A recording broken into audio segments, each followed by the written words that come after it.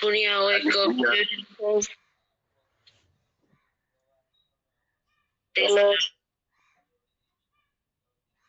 ଆଉ ଦେଇଥିବା এই ସୁଯୋଗ ପାଇଁ ମଧ୍ୟ अर्ली मॉर्निंग प्रेयर ग्रुप रो समस्तଙ୍କୁ विशेष धन्यवाद दिए। आ गत थर जेतेबेले मते साक्षर सुजोग मिलिथिला मु सेही समय को व्यवहार करथिली मोर बाल्यकाल पुनी मोर शिक्षा विषय पुनी मोर चाकरी विषय को किछि कहबा पई आ गोटे मेजर पार्ट थिला जोटा कि मोर जीवन रे मोर लाइफ पार्टनर आ तांको सहित मोर प्रभुंकर सहित जो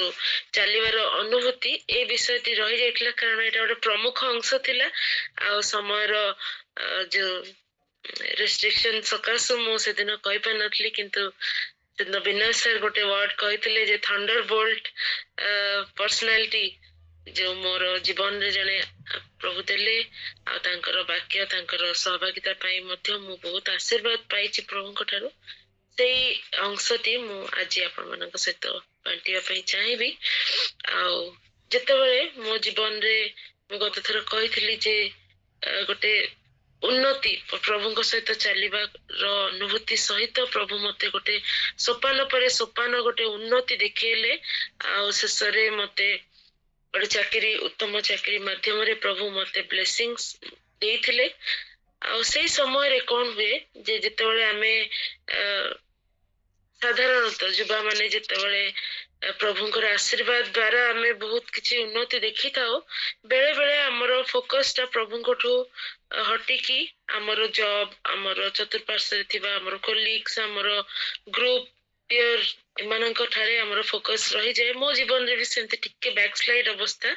से समय रे आसिया पई आरंभ कला कारण बहुत चैलेंजिंग थिला जॉब लाइफ और तार रिक्वायरमेंट्स आ सेही समय रे मो पाखरे गोटे जेतले मो सुनाबेडा रे मोर पोस्टिंग हैला मु भी गोटे उत्तम सहभागिता पाई नथली मु जानि नथली मोर टोटली जगह मो पई नुआ थिला आ मु सेंते सहभागिता प्रारंभ रे मु पाई नथली जानि नथली एते गुडी मंडली एते सहभागिता सब अछि कहि तेनु मोर आमे 26 जणिया गोटे ग्रुप एठी जॉइन करथिलु आ सेही सांग माने सेही 26 जण ही हमरो सब किछि थिले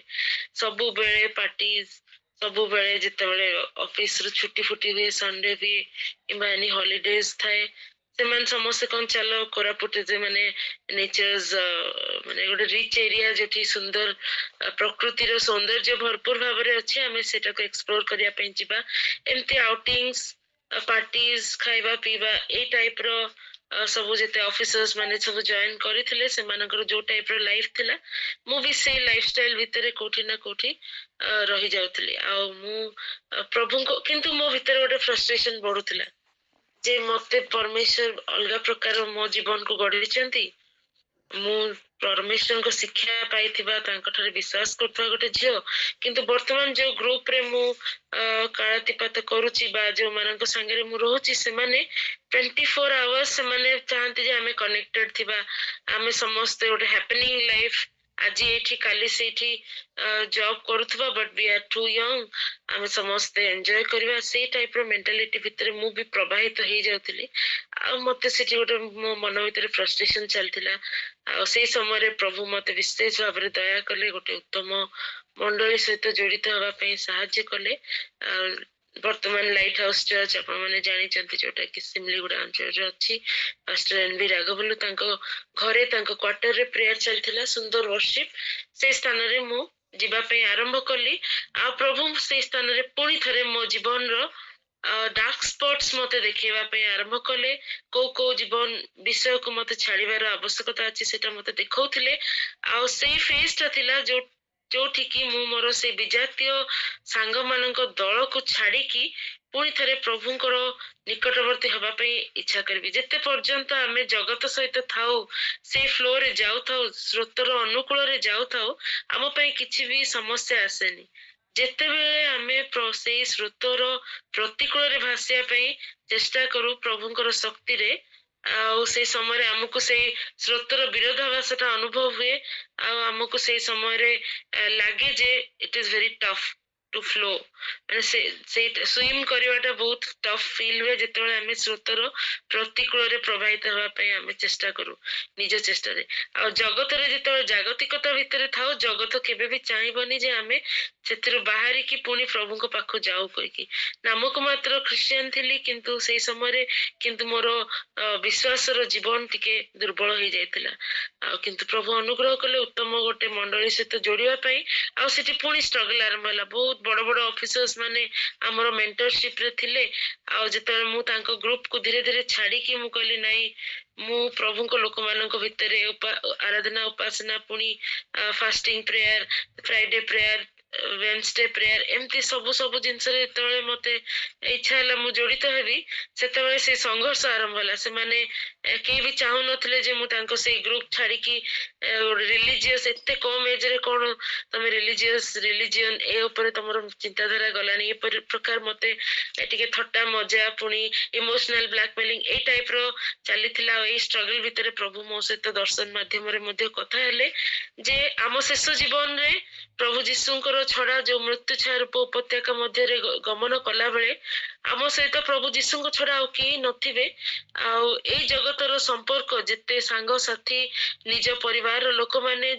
जो माने प्रेम करती आमको कहीं भी से स्थान रे आम संगे नथिबे केवल प्रभु जीशु ही आम सहित थिबे ए प्रकार गोटे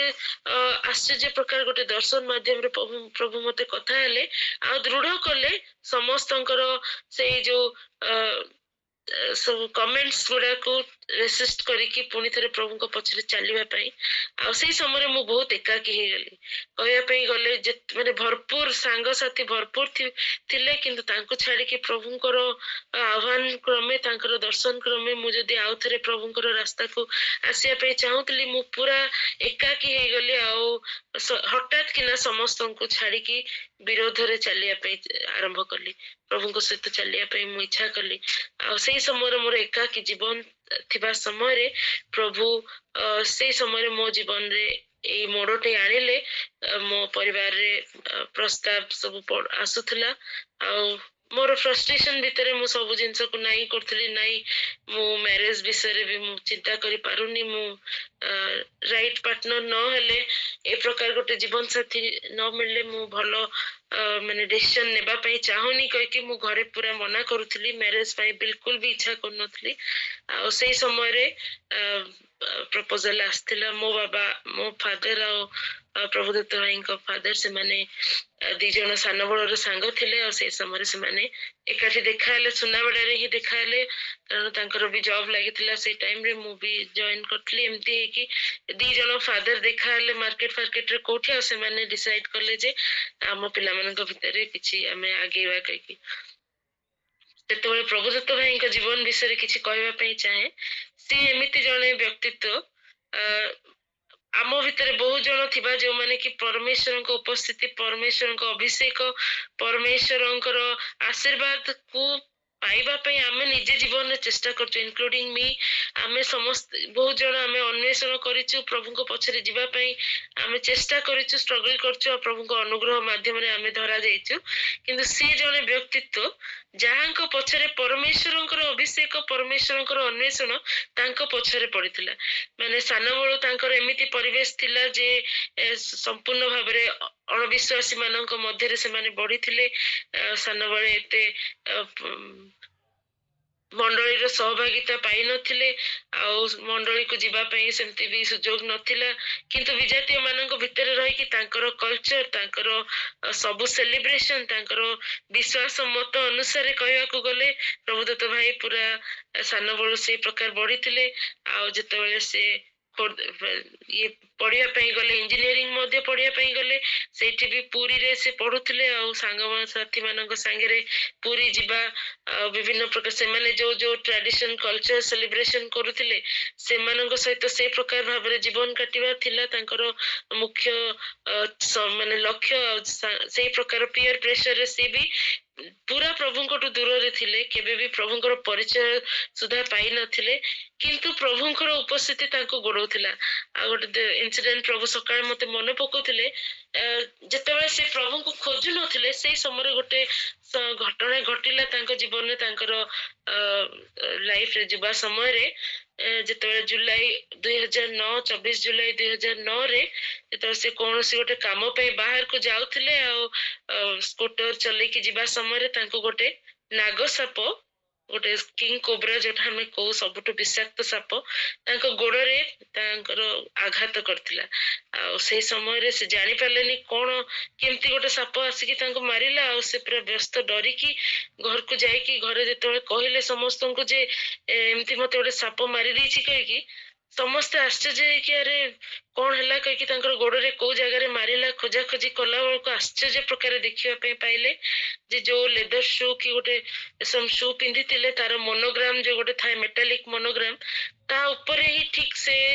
ଚୋଟଟା ମାରିଛି ଆଉ ପ୍ରଭୁଙ୍କ ମହା ଅନୁଗ୍ରହରେ ସେ କିଛି ବି ତାଙ୍କର ସ୍କିନ୍ କୁ ସେଇ ଦାନ୍ତର କୌଣସି ପ୍ରକାର ବିଷାକ୍ତ ବିଷୟ ପହଞ୍ଚି ପାରିନି ଆଉ ସାଙ୍ଗେ ସାଙ୍ଗେ ସେଇଠି ସମସ୍ତେ ଯାକ ତାଙ୍କ ଘରେ ଆଶ୍ଚର୍ଯ୍ୟ ହେଇକି ମାନେ ଗୋଟେ ପ୍ରକାର କାନ୍ଦ ବୋବାଳି ସିଚୁଏସନ ରୁ ପ୍ରଭୁଙ୍କୁ ଧନ୍ୟବାଦ ଦବା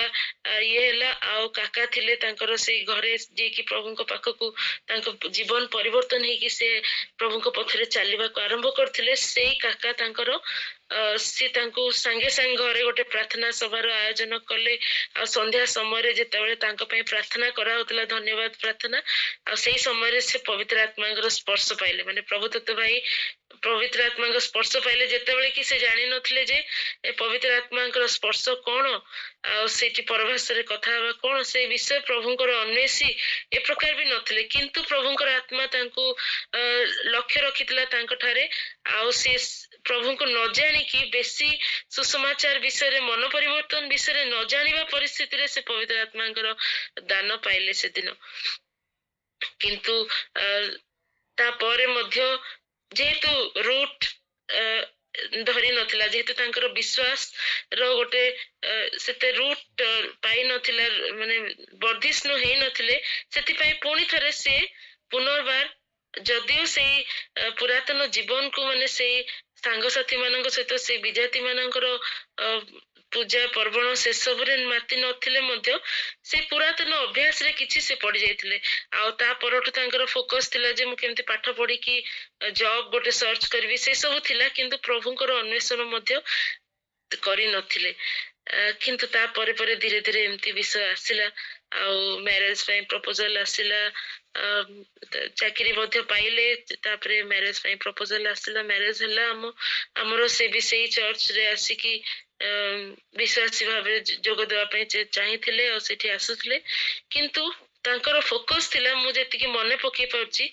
ଯେ ମତେ ଗୋଟେ ଜବ୍ ମିଳିଛି ଆଉ ସେଥିରେ ପୁରା ପ୍ରାଣପଣରେ ପୁରା ଫୋକସ ଥିଲା ତାଙ୍କର ଯେ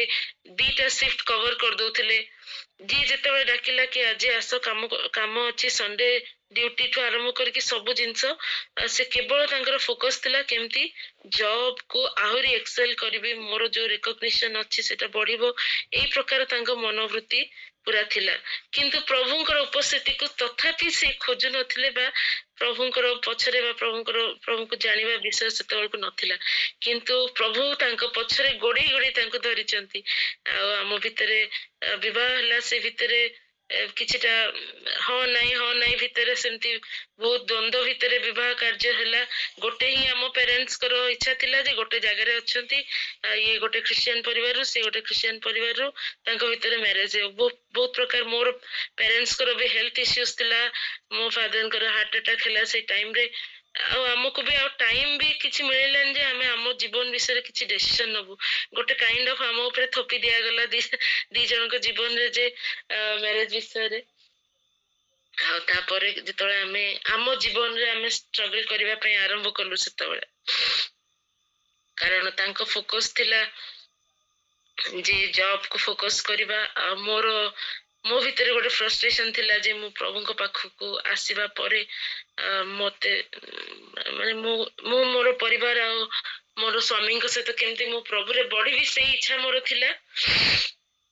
ବାକି ସବୁ ବିଷୟ ମୁଁ ପରିତ୍ୟାଗ କରିଛି ପ୍ରଭୁ ତୁମ ଇଚ୍ଛା ଅନୁସାରେ ମୁଁ ତ ପ୍ରାର୍ଥନା କରିକି ହଉ ତୁମେ ଯାହା ମୋ ଜୀବନରେ ଯୋଉ ଜୀବନ ସାଥୀକୁ ଆଣିଲ ତାଙ୍କ ସହିତ ମତେ ତୁମଠାରେ ବଢିବା ପାଇଁ ସାହାଯ୍ୟ କର ଏଇ ପ୍ରକାର ମୋର ସର୍ଚ୍ଚ ଥିଲା କିନ୍ତୁ ମତେ ସେଇ ପ୍ରକାର ସ୍ପିରିଚୁଆଲ ପାର୍ଟନରସିପ ମିଳୁନଥିଲା। କିନ୍ତୁ ମୁଁ ପ୍ରଭୁଙ୍କ ପାଖରେ ଯେତେବେଳେ ମୋ ବିବାହ ପାଇଁ ପ୍ରାର୍ଥନା କରୁଥିଲି, ଗୋଟେ ପ୍ରତିଜ୍ଞା ମିଳିଥିଲା ଯେ ପ୍ରଭୁ ନିକଟବର୍ତ୍ତୀ ଅଟନ୍ତି, ସମସ୍ତ ବିଷୟରେ ସେ ଆଶୀର୍ବାଦ କରିବା ପାଇଁ ପ୍ରସ୍ତୁତ ଥିବା ପରମେଶ୍ୱର ଅଟନ୍ତି। ଏ ପ୍ରକାର ଗୋଟେ ବାକ୍ୟ ମାଧ୍ୟମରେ ଜଣେ ପ୍ରଭୁଙ୍କ ଦାସ ମୋ ପାଇଁ ପ୍ରାର୍ଥନା କରିଥିଲେ। କିନ୍ତୁ ସେ ପ୍ରତିଜ୍ଞାର ସଫଳ ହେବା ବିଷୟ ମୋର ବୈବାହିକ ଜୀବନରେ ମୁଁ ଦେଖିପାରୁନଥିଲି। କାହିଁକି ନା ଆଉ ଗୋଟେ ଅଭ୍ୟାସ ଥିଲା, ଇଞ୍ଜିନିୟରିଂ ପିଲାମାନେ ପ୍ରାୟ ସେ ଅଭ୍ୟାସରେ ପଡି ଯାଇଥାନ୍ତି। ଆଉ ପ୍ରଭୁଦତ୍ତ ଭାଇଙ୍କ ଜୀବନରେ ସେ ଅଭ୍ୟାସଟା ଥିଲା। ବହୁତ ଗୁଟକା ଖାଇବାର ଗୋଟେ ଅଭ୍ୟାସ ଥିଲା ତାଙ୍କ ଜୀବନରେ।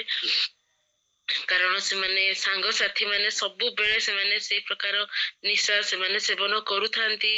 ଇଞ୍ଜିନିୟରିଂ କଲେଜ ମାନଙ୍କରେ ଏଇଟା ଗୋଟେ ରାମ୍ପେଣ୍ଟ ଇସ୍ୟୁ ବର୍ତ୍ତମାନ। ଆଉ ଡ୍ରଗ୍ସ ଇଏ ବି ଆଲକୋହଲ କନଜମ୍ପସନ ବି ପିଲାମାନଙ୍କ ଭିତରେ ବଢୁଛି। କିନ୍ତୁ ପ୍ରଭୁଦତ୍ତ ଭାଇଙ୍କର ସେଇ ଗୁଟକା ଖାଇବାର ଅଭ୍ୟାସଟା ଥିଲା। ମଝିରେ ମଝିରେ ଆଲକୋହଲ କନଜମ୍ପସନ ବି ଥିଲା, ଯୋଉଟା କି ମୁଁ ସେଇ ସମୟରେ ଆକ୍ସେପ୍ଟ କରିବା ପାଇଁ ଆଉ ମୋର ଇଏ ନଥିଲା। କାହିଁକିନା ମୁଁ ବି ସ୍ପିରିଚୁଆଲି ଅପଡାଉନ ହେଇକି ସେଇ ସମୟରେ ମୁଁ ଚାହୁଁଥିଲି ଯେ ମୁଁ ଗୋଟେ ପ୍ରଭୁଙ୍କର ସହିତ ଚାଲିବାର ଅନୁଭୂତି ପାଏ, ଆଉ ଏମିତି ଗୋଟେ ଜୀବନ ସାଥୀ ମତେ ମିଳୁ ଯିଏ କି ପ୍ରଭୁଙ୍କ ବିଷୟରେ ମତେ ଆଗେଇ ନେବେ। ଆଉ ମୁଁ ଜଗତ ଭିତରକୁ ଯିବା ପାଇଁ ଚାହୁଁନି। ଏ ପ୍ରକାର ଫ୍ରଷ୍ଟ୍ରେସନ ମୋ ଭିତରେ ଥିଲା ବେଳକୁ ଆମ ଭିତରେ ପ୍ରପର କୋଅର୍ଡିନେସନ ହେଇପାରୁନଥିଲା। ଆଉ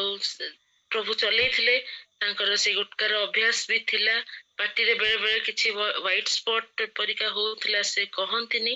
କିନ୍ତୁ ସେ ଡକ୍ଟରଙ୍କୁ ନିଜେ ନିଜେ ଦେଖାନ୍ତି, ଆଉ ସେଟା ଠିକ ହଉନଥିଲା। ଧୀରେ ଧୀରେ ଯେତେବେଳେ କନସର୍ନ ବଢିଲା, ମୁଁ ସେତେବେଳକୁ ଆମର ଫାର୍ଷ୍ଟ ଚାଇଲ୍ଡ ବି ହେଇଯାଇଥିଲା। ମୁଁ ବେଳେ ବେଳେ ଭାବେ ଫ୍ରଷ୍ଟ୍ରେସନ ରେ ପରିବାର ଭିତରେ ଠିକ ସମ୍ପର୍କ ନାହିଁ, ଆମ ଦି ଜଣଙ୍କ ଭିତରେ ଠିକ କୋଅର୍ଡିନେସନ ନାହିଁ, ପରିବାର ବି ଆମେ ଗୋଟେ ଶାନ୍ତିର ଜୀବନ କାଟି ପାରୁନୁ। କଣ ଏଇଟା ପ୍ରଭୁଙ୍କ ଇଚ୍ଛା ଅନୁସାରେ ହିଁ ଏଇ ବିବାହଟା ହେଇଛି ନା ଆଉ କଣ ହେଲା, ଏମିତି କହିକି ଗୋଟେ ମନ ଭିତରେ ଫ୍ରଷ୍ଟ୍ରେସନ ଥିଲା। ଯଦିଓ ମୋ ପ୍ରତି କେବେ ବି ଖରାପ ବ୍ୟବହାର କରିନାହାନ୍ତି, ମତେ କେବେ ବି ଅବହେଳା କରିନାହାନ୍ତି, କିନ୍ତୁ ଗୋଟେ ଅନଫୁଲଫିଲ୍ଡ ମାନେ ମନ ଭିତରେ ସେଇ ପ୍ରକାର ଗୋଟେ ଶୂନ୍ୟ ସ୍ଥାନ ପୁଣି ଥରେ ଇଏ ହଉଥିଲା, ଯୋଉଟାରେ କି କିଛି ମିନିଂ ନଥିଲା। କିନ୍ତୁ ପ୍ରଭୁ ଆଶୀର୍ବାଦ କଲେ, ଯେତେବେଳେ ଆମର ଦ୍ୱିତୀୟ ସନ୍ତାନ କୁ ଆସିବା ପାଇଁ ଯାଉଥିଲା, ସେଇ ସମୟରେ ପ୍ରଭୁ ତାଙ୍କ ଜୀବନରେ ଗୋଟେ ଆଶ୍ଚର୍ଯ୍ୟ କର୍ମ କଲେ। ଆଉ ପ୍ରଭୁ ତାଙ୍କୁ ଦର୍ଶନ ଦେଲେ। ତାଙ୍କ ପାଟିରେ ଯୋଉ ସ୍ପଟଟା ଥିଲା ସେଟା ବଢି ବଢି ବହୁତ ବେଶୀ ହେଇଯାଇଥିଲା, ଆଉ ସେ ଅଭ୍ୟାସଗତ ଭାବରେ ଗୁଟକା ଖାଇବା ଛାଡି ପାରୁନଥିଲେ। ଦିନକୁ 30-40 ଏମିତି ପ୍ୟାକେଟ ବି ସେ ପାଟିରେ ଜାକିକି ରଖୁଥିଲେ। ଏ ପ୍ରକାର ଅବସ୍ଥା ଥିଲା। ଆଉ ସେଇ ସମୟରେ ପ୍ରଭୁ ତାଙ୍କୁ ଆମେ ମନେ ଅଛି, ଆମେ ଦାମନଯୋଡି ହସ୍ପିଟାଲ ଯାଇଥିଲୁ। କାହିଁକିନା HL ହସ୍ପିଟାଲରେ ସବୁ ଡକ୍ଟର ମାନେ ତାଙ୍କୁ ଦେଖି ଦେଖି ତାଙ୍କୁ ଏଇ ଅଭ୍ୟାସ ଛାଡିବା ପାଇଁ କହି କହି ସେମାନେ ଫ୍ରଷ୍ଟ୍ରେଟ ହେଇଯାଇଥିଲେ। ଆମର ବି ଗୋଟେ ନାଁ ବି ଖରାପ ହେଇଯାଇଥିଲା ଯେ ମାନେ ଏଇ ଟାଇପ ର ଅଭ୍ୟାସରେ ପଡିଛନ୍ତି, ସେଥିରୁ ମୁକ୍ତି ପାଇ ପାରୁନାହାନ୍ତି କହିକି ଯେତେ ପ୍ରାର୍ଥନା କରୁଥିଲି। ମୁଁ ବହୁତ ଜଣ ପାଷ୍ଟର ମାନଙ୍କ ପାଖକୁ ଏକାକି ଯାଇକି କାନ୍ଦୁଥିଲି, ଆଉ ମୋ ସ୍ୱାମୀଙ୍କ ପାଇଁ ପ୍ରାର୍ଥନା କରନ୍ତୁ, ଆଉ ସେ କେମିତି ଫେରିବେ, ପୁଣି ପ୍ରଭୁଙ୍କ ରାସ୍ତାରେ ଚାଲିବେ, ଏ ପ୍ରକାର ମୁଁ ଅନୁରୋଧ ଦେଇକି ଆସୁଥିଲି। କାହିଁକି ନା ଚର୍ଚ୍ଚ ନେଇକି ଯିବା ପାଇଁ ବି ତାଙ୍କୁ ଟାଇମ ରହୁନଥିଲା, ମୁଁ ଏକୁଟିଆ ଯାଉଥିଲି। ଏମିତି ଅବସ୍ଥାରେ ପ୍ରଭୁ ତାଙ୍କର କିନ୍ତୁ ସେଇ ପ୍ରତିଜ୍ଞାଟା କିନ୍ତୁ ମୋ ମନରେ ପଡୁଥିଲା, ପ୍ରଭୁ 8 ବର୍ଷ ପାଖାପାଖି ହବା ପାଇଁ, ନାଇଁ 5 ବର୍ଷ ପାଖାପାଖି ହବା ପାଇଁ ଯାଉଛି, କେବେ ତୁମର ପ୍ରତିଜ୍ଞା ସଫଳ ହେବ ଯେ ତୁମେ ଯୋଉ ମୋର ସହବର୍ତ୍ତୀ ପରମେଶ୍ୱର ଅଛ, ମୋର ସିଚୁଏସନକୁ ତୁମେ ବଦଳାଇବା ପାଇଁ ସମର୍ଥ ପରମେଶ୍ୱର, ଏଇ ପ୍ରତିଜ୍ଞାଟା ମୋ ବୈବାହିକ ଜୀବନରେ କେବେ ଘଟିବ। ଏଇ ପ୍ରକାର ମୁଁ କ୍ରନ୍ଦନ କରୁଥିଲି ପ୍ରଭୁଙ୍କ ନିକଟରେ, କାନ୍ଦୁଥିଲି, ଆଉ ଅପେକ୍ଷାରେ ଥିଲି, ବହୁତ ସମୟରେ ଫ୍ରଷ୍ଟ୍ରେଟେଡ ହଉଥିଲି। କିନ୍ତୁ ପ୍ରଭୁ କଣ କଲେ, ଯେତେବେଳେ ତାଙ୍କର ସେ ପାଟିର ସ୍ପଟଟା ବଢିଲା, ଆଉ ଯେତେବେଳେ ଆମେ ଦାମନଯୋଡି ହସ୍ପିଟାଲକୁ ଯାଇଥିଲୁ ଦେଖିବା ପାଇଁ, କାହିଁକିନା HL ହସ୍ପିଟାଲରେ ଆମର ଆଉ ସବୁ ମାନେ ଇଜ୍ଜତ ବି ଆଉ ନଥିଲା ଆମର। ସେତେବେଳେ ସେ ଦାମନଯୋଡିରେ ଯୋଉ ଡକ୍ଟର ଦେଖିଲେ, ସେ ଦେଖୁ ଦେଖୁ କହିଲେ ଫାର୍ଷ୍ଟ ଷ୍ଟେଜ କ୍ୟାନ୍ସର, ଆଉ ବାୟୋପ୍ସି ପାଇଁ ତାଙ୍କ ପାଟିରୁ ସେଟା ଯୋଉ ସେ ପାର୍ଟିକଲ୍ସ ନେଇକି ବାୟୋପ୍ସି ପାଇଁ ପଠେଇବା ପାଇଁ ସେ ରେକମେଣ୍ଡ କରିଦେଲେ। ଆଉ ସେ ଜାଣିଦେଲେ ଯେ ମାନେ କଣ ଅବସ୍ଥାରେ ଅଛି କହିକି। ସେଇ ସମୟରେ ତାଙ୍କର ଜୀବନରେ ଝଡ ଆରମ୍ଭ ହେଲା, ମୋ ଜୀବନରେ ଝଡ ଆରମ୍ଭ ହେଲା। ପ୍ରଭୁ କିନ୍ତୁ ମୁଁ ଜାଣିନି ଅଦ୍ଭୁତ ଭାବରେ ମୋ ମନଟାକୁ ସ୍ଥିର କରିକି ରଖିଥାନ୍ତି। कौन पे मोर बाहर सिचुएशन झड़ अच्छी भितर कहीं स्थिरता अच्छी मु किछि बुझी पारु नथली जे कौन चली कहीं मु सेकेंड टाइम मोर माने कनसीव करिथिली आउ से छुआर भविष्यत कौन प्रथम छुआर भविष्यत कौन मु किछि भी जानि पार नथली फ्रस्ट्रेशन थिला किंतु प्रभु भितर गोटे स्थिरता देथिले आउ जेतेबेले प्रभु दत्त भाई सब इमेजिन करले जे आ परर स्टेप्स कौन जने पार्टी रे जदी जनकर कैंसर बाहरुची माउथ कैंसर ता परे से भाभी चलिले जे कौन कौन स्टेप देगी जीवा पे पड़ियो केते पेनफुल प्रोसेस गोटे गोटे विषय आमे दी जण कथबार्ता हेलु मु केते थर तांको कहिथिबी जे चलो प्रार्थना करिवा ये करिवा केबे सुनंतिनी किंतु सेदिन जेतेबेले आमे कथबार्ता करलु गोटे विषय कहि कि मु छाड़ देली मते तो लागुथिला से केबे प्रभुंकर पाखक आसीबे जानिनी मु गोटे चैलेंज देकी तांको छाड़िली जे गोटे ही सॉल्यूशन प्रभु जीसु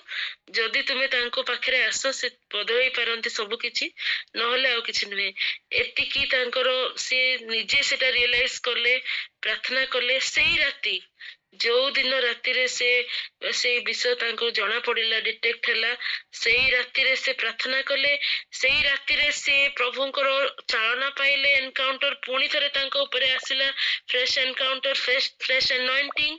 आ सेई राति रे सब किछि परित्याग करले नुआ भाबरे प्रभु जो कहंती मो जीवन जो प्रतिज्ञा करथिले जे मु बदलेबी परिस्थिति गोटे यू टर्न देखिली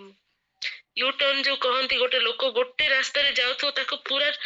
बुली की 180 डिग्री बुली की पुणी थरे बैक करवा जो परिस्थिति प्रभु ताको जीवन रे से प्रकार करले आ से राति रे से जने परिवर्तित मनुष्य हेले 2015 मसे एई मार्च मास 8 तारिख पाखा पाखीर समय मन पड़ची काइना वुमेन्स डे सेलिब्रेशन पे ऑफिस काम चलीथिला आ से एई समय पाखा पाखी 2025 मसे पाखा पाखी एग्जैक्टली 10 वर्ष तळर कथा मु कहूची प्रभु तांको यू टर्न करेले सेई दिनटु तांकर जीवन बदलेले सेई दिनटु से प्रभुंक पाखरे जेतेबेले क्षमा मागी कि कांदिले आउ प्रभु तांको गोटे नुआ जीवन देले गोटे नुआ इच्छा देले जो बाइबल से पाइथिले तांकर केबे भी खोली नथिले बाइबल खोलिले आ तांकर लक्ष्य गोटे ही हैला जे केमिति मु प्रभुंकर वाक्य को पढिबी जानिबी ता परे तांको जीवन एम्ति हैला